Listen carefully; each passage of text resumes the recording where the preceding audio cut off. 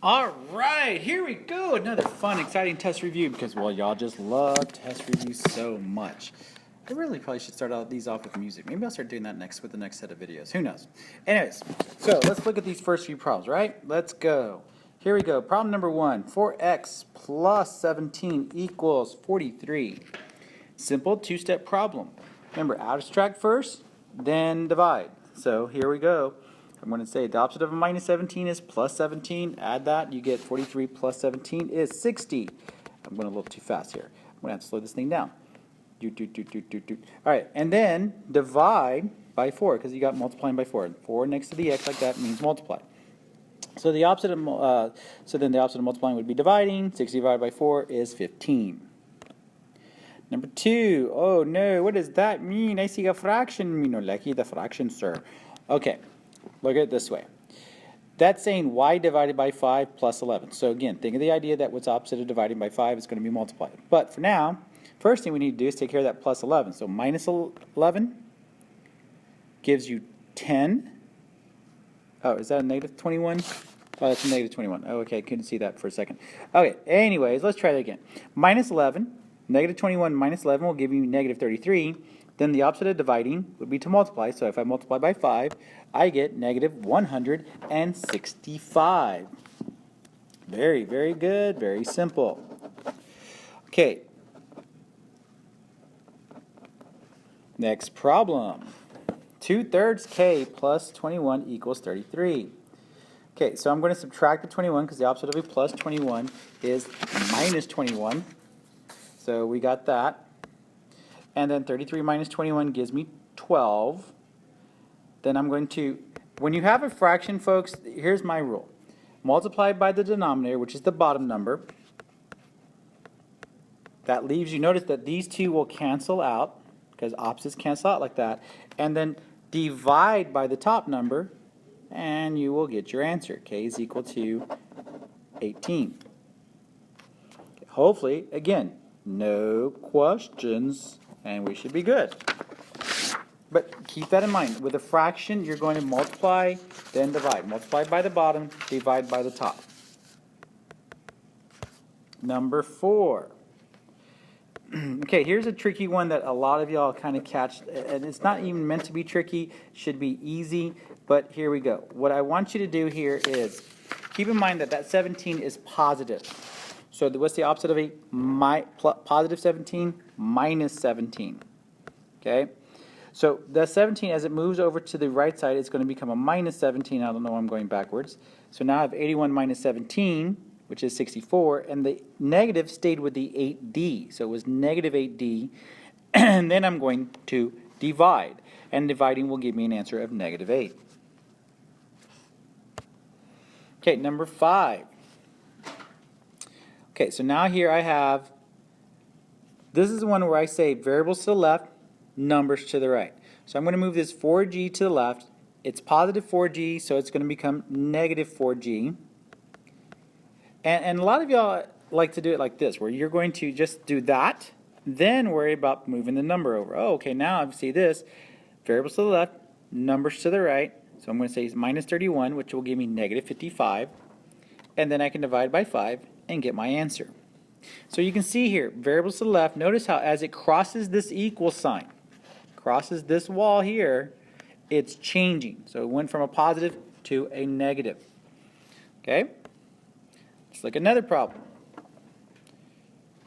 And again, I realize that some teachers will tell you always try to keep the smaller number, move the smaller to the bigger, whatever. I always just say variables to the left, numbers to the right. So I'm going to move the 5m over. That's okay if I get a negative. So 3 minus 5m, because that was a positive 5m, becomes negative 2.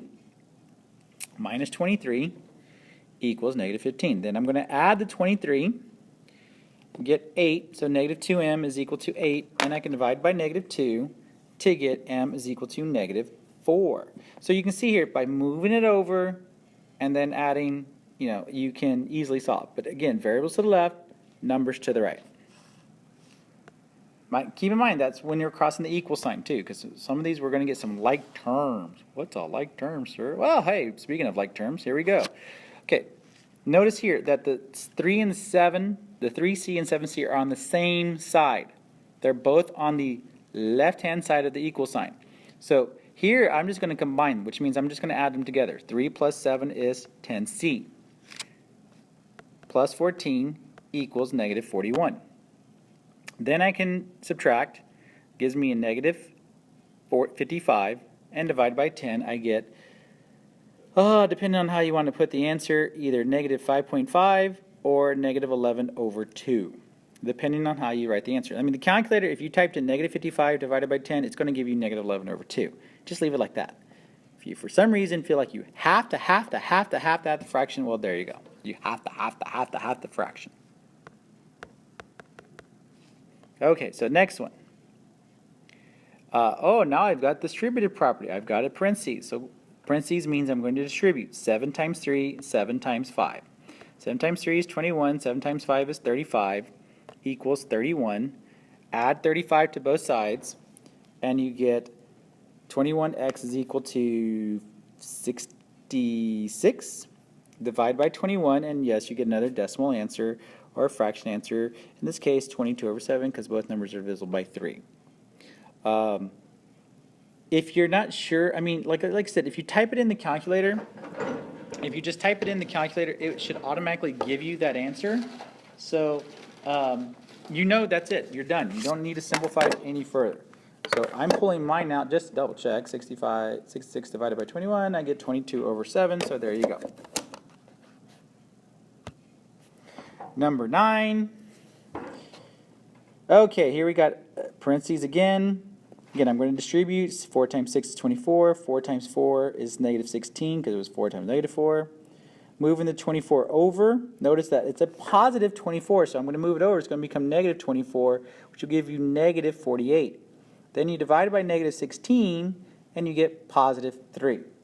And that's it. But the key there is, again, when you have it like a number minus a variable, that number, when it moves over, is going to change signs and become a negative. The minus stays with the 16, notice. Okay? All right, number 10. We're going to combine some like terms here. When you look at the thing and you see multiple, and I'm going to pause it right there. When you see multiple terms on each side, you look for combining like terms. In this case, on the left side, I can combine negative 3 plus 1 and get negative 2. And on the right side, I can say 4x minus 2x is 2x. And then variables to the left, numbers to the right. So I got 2x minus 2 equals 8. Move the number to the right, minus 2 over to the right. 2x equals 10. And then divide by 2, and you get x equals 5. I'm all done. Number 11. We have 6x plus 3 plus 2x equals negative 13. Combine your like terms. You got 8x plus 3 equals negative 13. Subtract 3, and then 8x equals 16, negative 16, and then divide, and you'll get negative 2. So a lot of these problems, they're not really that hard. I mean, they should be fairly easy. This review will go long because I'm trying to do every single problem. So just keep in mind, if you need to fast forward or rewind me, you can. All right, here's one where you got to be careful. You got a negative in that parentheses. That means you got to distribute the negative to everything in the parentheses. So when you distribute, negative times a positive will give you negative 2m. A negative times a minus, which is like a negative times a negative, will give you a plus 6. Then you can combine your like terms. Negative 2m plus 5m gives me positive 3m. Variables to the left, numbers to the right. So minus 1m becomes plus 1m, which will become 4m. Plus 6 will become minus 6, which will give me 8. And then I can divide by 4 and get an answer of 2. 2. And there you go. So the main idea is stick to the steps. Don't worry about what the answer is going to be. I mean, if you just notice what step you need to do next, you'll get to the answer eventually. Okay? Number 13. I'm going to distribute. Now again, here's where we got to be careful. You need to make sure you distribute by negative 2 because you've got a minus 2. That minus there stays with the 2. So minus 2 means I'm multiplying by negative 2. Negative 2 times 1 is negative 2. Negative 2 times 4n is negative 8n. Then I can combine my like terms. Negative 6 minus 2 is negative 8. Again, type that in the calculator if you're not sure and you don't believe me. Variables to the left, numbers to the right. So I'm going to add 4n, and then I'm going to add 8, because negative 8 will move over to the other side and become positive 8. Okay, so then I have negative 4n equals negative 16 divided by negative 4, and I get an answer of positive 4. N is equal to positive 4. Number 14. I decided to put in a fraction one for you. Okay, remember, here's something. When you see a fraction like this, especially if everything is on top of it, that means you're going to have to undo that first. So the opposite of multiplying here is, the opposite of dividing is to multiply. So I'm going to multiply by 3. 3 times 1 is 3. And then from there, I'm going to add 5 and go from there, and I end up with n equals 8. So if I have where everything is above the fraction, say like here, like this right here, everything is above the 3. I need to multiply by 3 first, times 3 over here too, and then the fraction is gone. Okay? Keep that in mind, because that's a strategy we're going to have later on to get rid of fractions. I didn't mean to do that. Go back. Let's try that again. All right, number 15. Oh, my goodness gracious, sir. That's a lot of steps. Yeah, this one's going to have quite a few steps. This is like our more complicated problem. This would be like one of the last problems you would have on the test. Okay, so I see parentheses, I distribute. Okay, just take care of that. You see a bunch of parentheses, go ahead and distribute. So that's all I've done there. And then I also notice here negative 6b plus 6b, that becomes 0. Okay, now on the left side I can see I've got b's, I've got numbers. Let's combine like terms. 12b minus 24b is negative 12b. 36 plus 24 is 60. Then the 60 needs to move to the other side. Variables to the left, numbers to the right. So I'm moving the number to the right. So I have negative 12b equals negative 60, and then I can divide by negative 12 to get b is equal to positive 5. Okay, so I distributed, combine like terms, add or subtract, then divide. Now when I say variables to the left, numbers to the right, that's my add or subtract step, so kind of keep that in mind. Number 16. 3 parentheses negative 4x plus 4 is equal to 2 parentheses 3x minus 3. Distribute. There are no like terms to combine, so I'm going to say variables to the left, numbers to the right. So I'm going to say minus 6x, which will give me negative 18x. And then that plus 12 will become a minus 12. So negative 6 minus 12 will become negative 18. And then I have negative 18 equals, negative 18x equals negative 18. Divide both sides by negative 18, and you will get x equals 1. 1. And there you go. All right, now let's look at the literal equations. For those of you that can't handle that, or that find those a little difficult, make sure you kind of really listen to this part. Okay, number 17, 5x plus 6y equals 18. Solve for y. Okay, so the first thing I notice here is that this is 5 times x. Well, let's not even do that. 5x plus 6 times y. So I'm adding and multiplying to the y. So I wanted to undo that. What's the opposite of adding to something? Subtract. So I'm going to say minus 5x. So I have 6y equals 18 minus 5x. What's the opposite of multiplying? Well, then I'm going to divide everything by 6. So you can leave the answer for now as 18 minus 5x over 6, or you can say divide each one individually. 18 divided by 6 is 3. Negative 5 divided by 6 is negative 56x. Either answer I would take. Okay? Later on, I'm going to want this answer, but I'll take either answer for the test. Number 18, don't know why I went to 19. Here's an easy one. Volume is equal to length times width times height. Notice that one, we're solving for W. Both the L and the H are multiplying, so what's the opposite of that? Dividing, and then there's your answer. Now notice how I kept them together when I divided. I didn't try to divide them separately, I divided them together. Number 19, A is equal to 3B plus C, solve for C. Okay, so let's notice here.